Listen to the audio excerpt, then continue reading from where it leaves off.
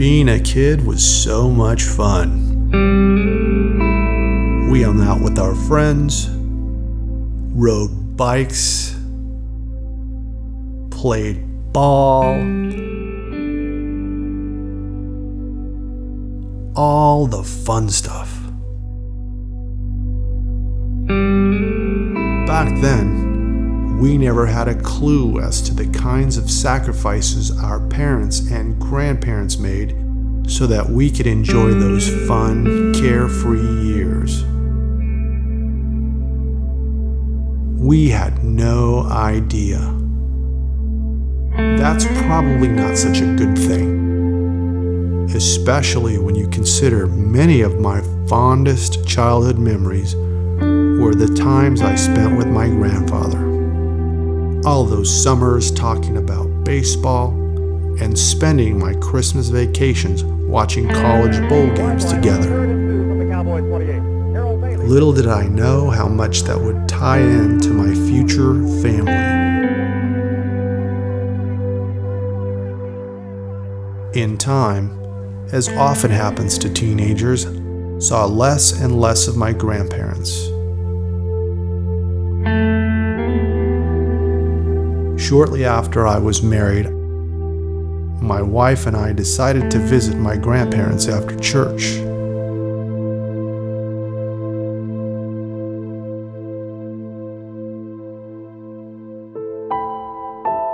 We were so captivated by the stories that our grandparents told us that we went back week after week. I think it was the third week that we were there.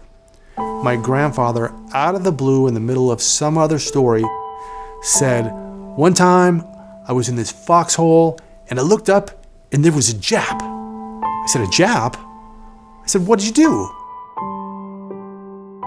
And he looked over at my grandmother, real funny, and looked back at us and said, "I shot him." I said, "You shot him?" He said, "Yeah." I said, "You were in the war?" He said, "Yeah, I was in the war." And from that moment on, the floodgates of our family history opened wide open. I found out that day that my grandmothers worked on the shipyards, on the ships and the airplanes. My grandmothers were Rosie the Riveters, the same Rosie the Riveters that I read about in high school and had seen in documentaries. That was my grandmother's. From that day forward, I never looked at my grandparents, my parents, or any other adult the same way ever again.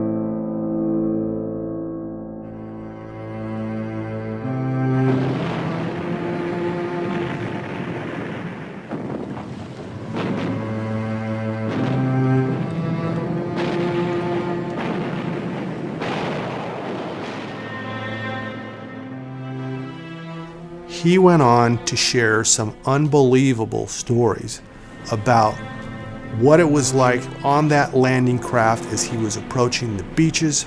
He was explaining about the artillery shells going off all over the place, what it was like when the gate went down and bullets are flying everywhere. He said he was so scared that when he ran from the landing craft all the way up the beachhead, he thought his feet never touched the ground. These stories were unbelievable.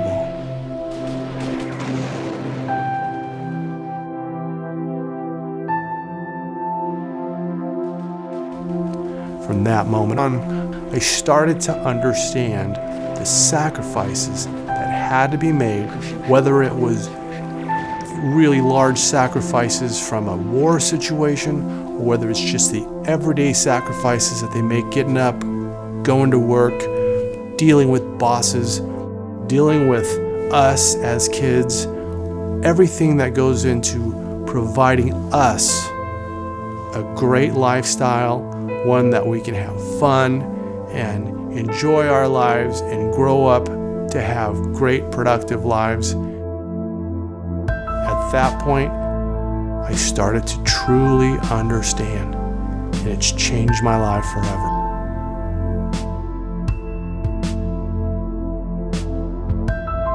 Years later, when we celebrated the 50th anniversary of D-Day, my wife and I were glued to the television set, watching documentaries, and everything was exactly as my grandfather had described it.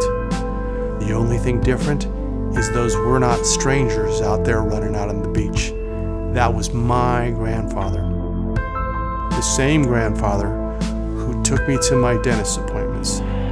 That same sweet old man who spent my summers sharing baseball stories. Who spent my Christmas vacations watching college bowl games.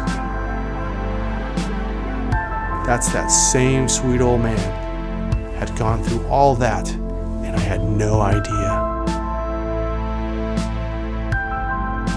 That day in the house, in that living room, changed the way I would look at my grandparents, my parents, and nearly every older person I would meet for the rest of my life.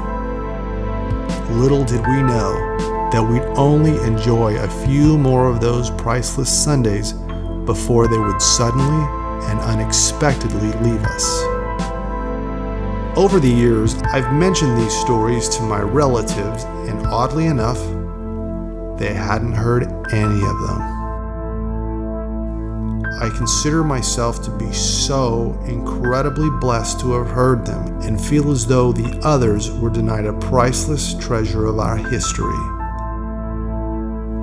To hear it from me is one thing, but to look into their eyes and hear it from the mouths of those who lived it is an entirely different experience.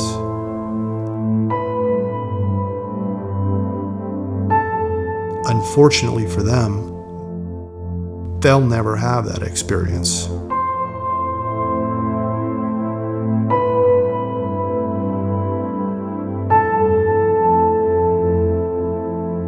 These days, we still find ourselves glued to our television, watching documentaries that constantly remind me of my grandparents, or when we watch our own son play football in those very same stadiums that we used to watch in his living room. I'm reminded of their stories and think, if only I could spend one more Sunday afternoon with them. I still have so many questions.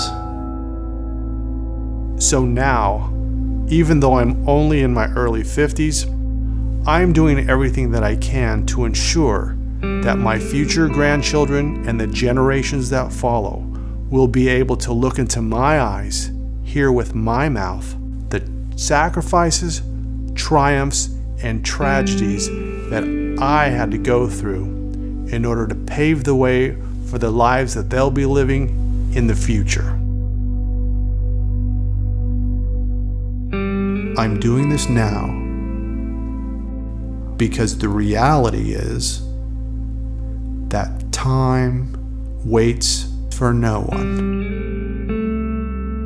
And before long, like my grandfather and his fathers before him, my time will come too.